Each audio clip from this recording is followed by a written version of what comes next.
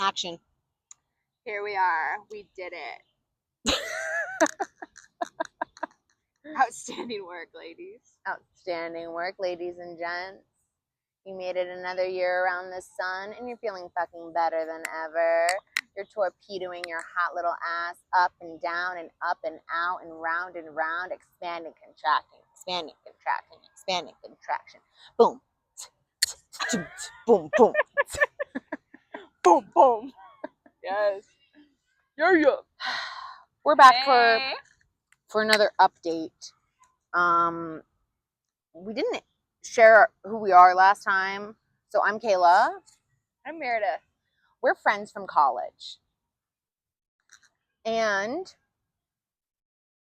I guess we're just gonna share what are we doing here. We're in Salt Lake City now with our friend, staying with our friends. We have no jobs. We have no car. Little money. Kayla, Meredith, you ask, how did this happen? Quite beautiful. Let's talk about it. It's a beautiful story, actually. I mean, I think I will still say that we are coming at this from a perspective of angle of like quote unquote spirituality, awakenings, for lack of a better term. Okay, and what we mean by that is just like it's just like the human experience, trying to experience the human experience without the limitations of the current construct that we exist within, which many people are going to say, that's not reality though. Well, we're testing out the theory of what happens when you work to create your own reality. And I think, yeah, we've been working in the field of energy for a long time. We have clients and stuff like that. That's like kind of what we do. So we kind of have jobs. We just completely put that on the back burner and we don't make any money from it right now. I do, but you know what I mean. Okay. With that being said, we do take clients. And we do love the work that we do and the help that we provide. Yeah. So if you're interested in learning more or just discovering or just have questions after watching this video, please reach out. We would love to help in any way. Okay. Fuck yeah, man. Fuck yeah. As you were talking, the song, Fresh Prince of Bel-Air song, My Life Got Twisted Upside Down. That's sort of what happened, but in like the most beautiful way. It was orchestrated so beautifully. I mean, it definitely put new like priorities and then like expansion from choices that we've made along the journey that has gotten us here. So we're going to share a little bit about that journey. Okay. I'm not going to go that far back, but yeah, we both quit our actual jobs like in 2024. I found myself working on a farm. I took a 6-week road trip with someone I just met from upstate New York over to the coast of Washington, the islands. Was working on a farm. I got fired. Not for anything sinister, just for setting a boundary, honestly. And she was like, well, then leave. And I was like, okay, great. So Meredith is supposed to be coming to work with us, though, on the farm. Luckily, I had a friend of a friend who, you actually set that up for me, but a friend of like the community we're in, who I'd never met, lives in Leavenworth, Washington. She was like, girl, just come over here and stay there for 3 weeks. And it was beautiful, magical, etc. Beautiful town, beautiful people. That was a really like wholesome place. I flew out to Seattle and met Kayla and our friend there and our other friend there, and it was just a very beautiful landing spot to get, like, for me coming from the east, like acclimated with the west energy. It was really nice to have that safe landing place. Yeah, and it's a German town, so you know, German stuff. But our other friend was like, just come stay when you're done there. Just come stay at my house. You can house sit for me. She was leaving the country for like a month. So me and Mary was like, dynamite. That'll be your next step. We're just gonna see what happens. Again, we don't have cars. I sold my car before going to New York. She sold hers before moving to Hawaii. You know, we don't have that much money because I've been working on a farm. I had that money. Anyway, we were like, send it. We'll figure out stuff there. We'll get everything organized in Canada. We're gonna figure out we're gonna have a plan, and Yeah. it's gonna be fine. We, long story short, got denied entry to Canada, which is like not possible. But we made it happen. Our honesty ruined the moment at the border for sure. And they overall were like, there's nothing tying you guys to the States. Yeah, they were like, you absolutely cannot come in here. Like, Yeah. I'm on a list. But after that, Like, after it all happened, it definitely felt like we weren't supposed to even cross that border. right away, we all. both were like, this is a redirection. Like, we were cracking up. Yeah. But, and that was the first where it's like, ugh, it's hard to describe without going too far into the spiritual stuff. But when you're on a path like this and you're just like, I'm just fucking surrendering and seeing what happens because this is what feels right. But you know that you're being quote unquote supported by you, by yourself, by your consciousness that's like interacting with the universe. You know it's fine. And so then it just gets to be fun and you just get to watch as it unfolds. Now, that being said, it is very scary at times. Yeah. Like literally, just sitting at the American bus stop, I was like, what are we gonna do? Well, yeah, because they just took us back to the States and they were like, a bus might come, you can sit here. Yeah, I was like, we're like, what do you fucking mean, man? That was a big, like, that, I felt like the Titanic is sinking. Like, that's what I felt initially. And then I was like, wait. And then as we were sitting there, I was like, actually, I think we're okay. I think we're gonna be okay. Like, we were having so much fun with it and laughing, but we were like so hyper, like, what are we gonna do? Do we have to hitchhike? What are we gonna do? But then I was like, how do you feel though, honestly? And she's like, how do you feel, honestly? And we both were like, we're not supposed to go to Canada. Because we were like, should we have someone smuggle us in? Like, what are our options here? And we felt bad because we were supposed to be house sitting for our friend Kat. Right. That was the biggest letdown, really. I was like, damn. Yeah, dude. I was excited. I was excited to meet her husband. And in Canada, like, wow, it's supposed to be a whole experience, but we just knew they were not having us. That's not where we're going. Okay.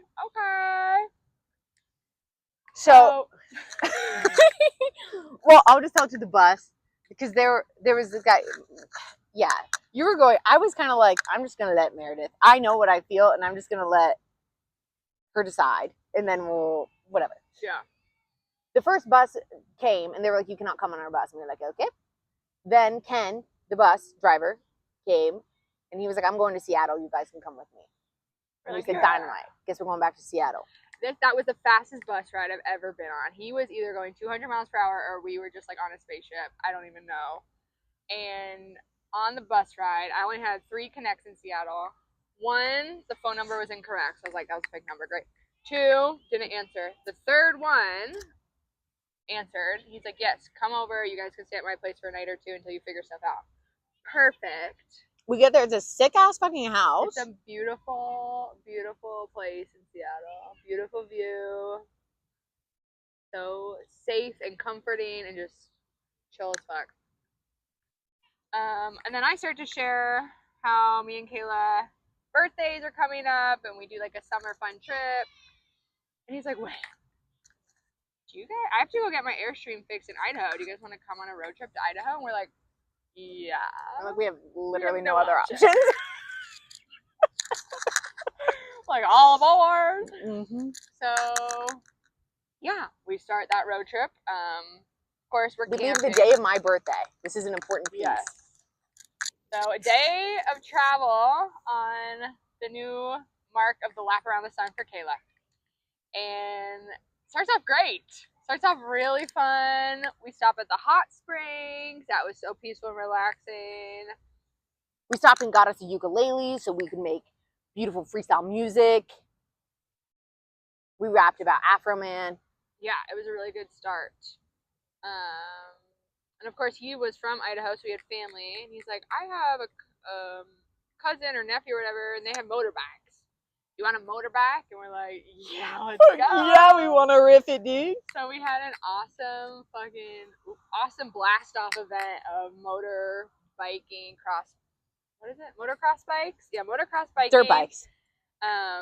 In the plains of Idaho. Like in sand dunes. We were just dropped off in the desert. And he's like, all right, see ya. Yeah. And we were just dropped off in the desert with these like 21, 22-year-old boys. They're all drinking except for one. I rode with him. Yeah. And I'm going to share this part because it's important for future, if we do feel like going into both of our personal growth or experiencing journeys along this way. This kid pulls up and he goes, if you want to be safe, you should ride with me. And I said, okay. Love the confidence. But I was hesitant because I was like, dude, I do not have insurance. Don't fuck with me. But we both get on a bike. I ride on the front of his bike like a little baby and just hold on to the wheels. And I'm thinking they're all like, we're going to go to this one area. We're like, okay. So we get on and we're just riding. It's just a chill way to get there. So I'm thinking, I'm never going to do anything crazy. We're just riding with them to get to the place. And all of a sudden, he turns the bike, goes up this fucking sand dune hill. Like up, I don't know, like it's crazy. Yeah. He goes up and then we go back down. It's like and he almost goes like a full vertical. Like I don't even know. I mean, it's a sand dune. It's a huge Like sand dune, this and they're incline. bumpy. They're not like you have to be good at it. How much incline is this? Ew, if I had my protractor, I'd say it's about 45. I'm not sure. I don't remember. I think it's a 45. That's a 45. No, more than that. What? She crazy, man. Anyway, no helmet. And he just boom, and I have no idea it's coming. And we get back down, and he goes, "See, easy." And we have said that over and over on this trip now. Anytime we're like, "Fuck, what are we doing next? What's gonna happen?" We just go, "See, easy." Oh, I love it so much. Yeah, it was a good start. And then I just kept ripping it up and down these things with him. Probably really dangerous, but it's the most fun I've had. And like, it was just fun. And for my own personal journey's sake of like love or whatever. He's a 22-year-old boy, which like whatever.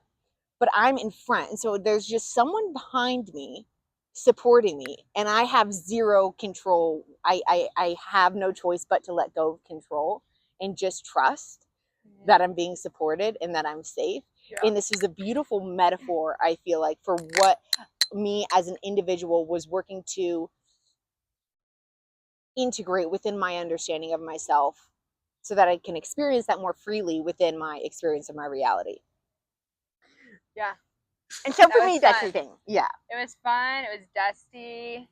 It was adventurous. It was our first, like, we were like in the desert. There was sagebrush everywhere. It was really nice. I liked it a lot. Idaho is definitely like I never knew about Idaho, so it's a dope place. Idaho boys, you're very fucking unique. Yeah, you got a swag about you that I've never seen. You have a good in blue jeans. Good in blue jeans. And you kick up the dust. We wrote some songs. We wrote songs. So next event we go. So we're camping this whole time across Idaho or across the Snake River. That's really fun. And then we go on the lake one day, or not. We go on the river one day and by boat. And we go to this beautiful Blue Heart Lagoon. So nice. It's so hot, refreshing. Jet skis pull up. Wait, that morning I was high from the dirt biking the day before, and I was like, we need to get our asses on some jet skis. Let's keep this good time rolling. Like, we're popping the off, dude. Let's just see what we can create when we try to. Yeah. Okay. So yeah, the jet skis pull up, and of course we're doing our own thing, playing Mermaids on the Rocks as these jet skis pull up. And then I was like, oh my gosh, they're there. Like, there's your ticket. Like, if you want it, go get it. Like, it's right there. So eventually, like, we crawl our way over back and swim. And I was like, I've never seen Meredith take control like this. Like, I was shy, and I was like, you're not inviting us to go on the jet skis. I know, like, clearly we're right here. They don't see us. I was like, do you guys want company on your jet skis? And one guy was like, yeah. He was excited for you. He was so excited. And then she goes, hey, cutie patootie, get back here. Can my friend get on your jet ski? Because I was like, oh, dang it, I'm not going to get to go. She's just so funny. Yeah, he like pulled off quickly, the other guy. But he circled back around. Arlie, shout out. Shout out if that kid sees this. Yeah, we went on the jet skis. Those were fun. They were like retro, ripping around the lake. They're going fast. It was fun. It was exciting. Very free. I sort of felt like I was flying for real. It was just okay for me. I like jet skis. I did too, but Arlie's bike was going, or whatever, was going so slow. Yeah, mine was going fast. Just compare, and whatever. Bro, what? The jet skis aside, it was just like, you know what we're talking about when you're in this frequency of like, oh, magic is happening, like left and right, and we're just being open to like experiencing it, and that's all it is. Truly just staying open to it all, and just like, no doubt, no questioning. Well, I guess we do have some discernment going on, but it's fully just like, wow, look how beautiful this is all turning out, panning out. One big, like, nope, not going to Canada has started this whole new trajectory to like flow outward. Trajectory? Is that Trajectory? Trajectory. So then we keep it moving, and I think the next important thing is things start to get tense. yes, with the person we are traveling with who is in control of the vehicle and in control of the route. I recommend something. It starts a little tiffiness in the car ride. But he won't just admit that he wants, there's a lack of authentic expression occurring, which is unsettling to be around. And it's the opposite of what we're emitting or operating at. If you want to yell at us, just say you're upset. Just say, I don't like that. Say your boundaries. Say your boundaries, man. Yeah. Don't get mad at me because you're not setting your boundaries. So then we go up more into Idaho, and we're going to Yellowstone. We go to beautiful Island Park. We have a beautiful night there, and we meet an amazing group of men from Germany, but then we also meet our phenomenal husband. Our phenomenal husband. Shout out Josh. But before that, and this is getting long, but I just want to say again, it's like we felt like we should go over to the river. Like I want to highlight the way this is happening because it's truly just like we're fucking here. We're in some fucking Airstream with some fucking guy. I gotta stop cursing so much. With some guy, we have nothing to lose at this point. Yeah. And so you're just like feeling what feels good. What feels good? We felt like going to the river. We went to the river. And we walked past these German guys, and I was feeling a little bit less shy, and I was like, hey. And Meredith is like, I think we should actually go back and talk to them. So we pretended to do something. We're like, take a minute, act like we're like rearranging the rocks. Like it was like we were nervous. But I felt the pull. Issues. I was like, we have to go talk. Like there's something guiding us to make that connection. Fully heartfelt, and then like played out. Like it was like, a full like magnetism. Yes. Yeah. It's crazy. And so we went back over there, and we're talking to them. One of them buys me a cider, and then people, I've had a journey with cigarettes off and on for the last 10 years, and it had been on, but I'd recently stopped. But I was like, I want a cigarette. I don't usually drink, so I had a cider, and I was like, I need one.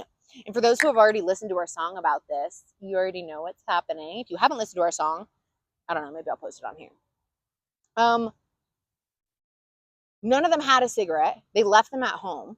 So I had to go inside, ask for one. And this is another one of those moments, I feel like we're just kind of like talking and it's annoying.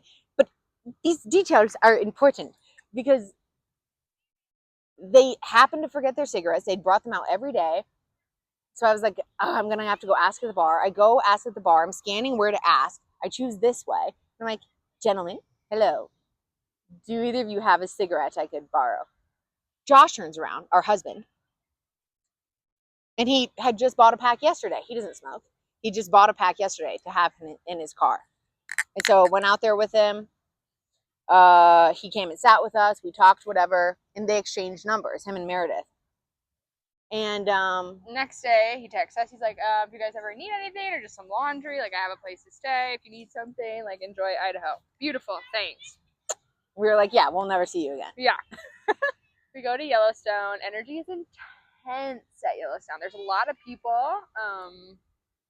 I got anxious right away, and I think I wasn't the only one anxious in the car, and that's what sort of like built and escalated the story now. And I was doing the type of energy work that I do, which is like Coda moving around and whatever, and I think that made Clint more uncomfortable as well. Mm-hmm. He didn't like that we were doing energy stuff. So we do Yellowstone. It's a little uneasy. We only do a little bit of Yellowstone, and then eventually we get to Faithful, and I'm like, I cannot no longer be in that car.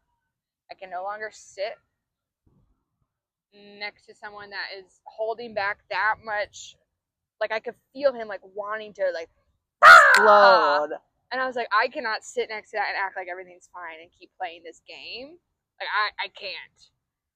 I can't. So we already just at Yellowstone. We're walking around. We're discussing. Well, what do we do? Holy shit! Like, we drove out all this way with this guy. Like, we literally just have all of our luggage, a little bit of money. That's it. So we end that day. It's sort of crazy. We have dinner, and like the food was shit. The atmosphere was shit. Like, everything was just like, we shouldn't be here. I was like, I fucking hate this. We can't be here anymore. Like, this is not, like, nothing here is, like, vibing like it had been the whole trip. Like, it was a very nice adventure. And then, like, which tells us it's time to make it. It's time to move on. Yeah. Which is very cool feeling. I will say. Yeah. It was very exciting. Like, oh, wow. Like, I know exactly, like, the next I don't know what I want, but this is not it. Like, yep. Gotta go. Meanwhile, it's not like we have options. So we know that something has to transpire. Right. Some choice has to be made to get to the next place. And I do want to say, Meredith and we do talk to our spirit guides or whatever, though honestly, along this journey, that's been less and less tapped into because we're just fully fucking here, bruh. We're fully fucking here, bruh. We're truly operating from the heart. And so we had heard, bring all your shit. Because I was like, maybe I'll just bring half my stuff. We're going to be back here in a week. And they're like, bring all your shit. Yeah, when we were in Seattle. Before we left. Yeah. And so we have all of our luggage with us. We're ready to jump. Since we're given the opportunity, we're ready. I started dreaming big. Like, the helicopter's going to come out of the sky. They're going to land right here. And they're going to say, come on. Like, I started, the world's your oyster. What do you want? Next day, we wake up. The first question he asked me is, so what's your guys' plan? I was like, yeah, you can just leave us here. Like, I don't know why that came out. Or no, I was like, we go to the next stop and leave us at the next stop. I don't know how this transpired to where he even thought we were getting out. Like, but then afterwards, when we said that, he was like, oh, I didn't know you guys were leaving us. And she was like, well, you said, what's your guys' plan? I took that as, make a plan. Like, I'm done. I'm done being with you guys. Yeah. Because we had a tiff the night before he got all sensitive. Yeah, and I'm not going to play those games. I'm not going to keep riding along just to appease people. No, I'm not dumb. I'm not dumb, and I'm not cool with this. Bye. So I'm debating. For like the first hour since I woke up, I was like, do we get dropped off here? Do we go to the next city? Do we do this? Do we do that? Bless Kayla's heart. She's like, I'm trusting you. I'm like, I was like, this is not my decision. I was like, oh my God, okay.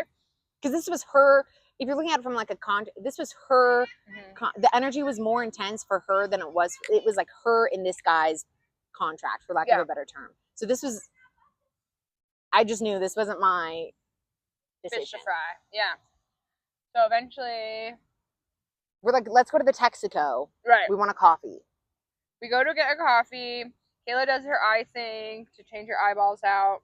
I'm still debating things, and I'm like, you know what? I like this city. I like this town. We're staying here in Island Park. Well, so I said, drop us off at the Texaco in Island Park. Well, yeah. Oh, no, you're right. You did say. I was going to say we were by the river, and it was sort of one of those things where it's like, and maybe this is the last thing we'll say because we're at this. It's one of those things where it's like, we're down by the river. We were like, we need 10 minutes to decide what we're doing. We're down by the river. And for me, I was like, let's simplify it. Would we rather get back in the car, or would we rather sit here by this river? We're going to sit by the river. I'd rather sit by the river. But yeah, but then we did say, actually, take us to the Texaco, though. I don't know why. I know why now. Well, one, there was a horse there that I befriended. I was like, I can use the horse right now. I need emotional support. But then I was like, if we're going to find anyone to pick us up or hitchhike or whatever, that gas station is popping. Yeah. It's in a safe spot. If we need to get a hotel from the night, the hotel's right there. If we need to get dinner, food, whatever, it was just like a more better place to get dropped. And so we take all of our luggage out, sit at this beautiful red picnic table, and I'm like, oh my God. This is the last thing we'll say. We're going to cut it and go to the next one. I was lit up. I was just like, this is where I fucking thrive. Like, we are literally stranded at a gas station in the middle of Idaho. I was like, this is where it's The magic. that's like where my soul thrives, in the endless possibility, because at that point it is endless possibility because there are no options really. And so therefore, ergo, you have all the options. Yeah. It's 25 minutes. I feel like we should stop Got it. and we'll go to the next one. Yep, it's way too hot. You need to cut it. Stay tuned. Bye.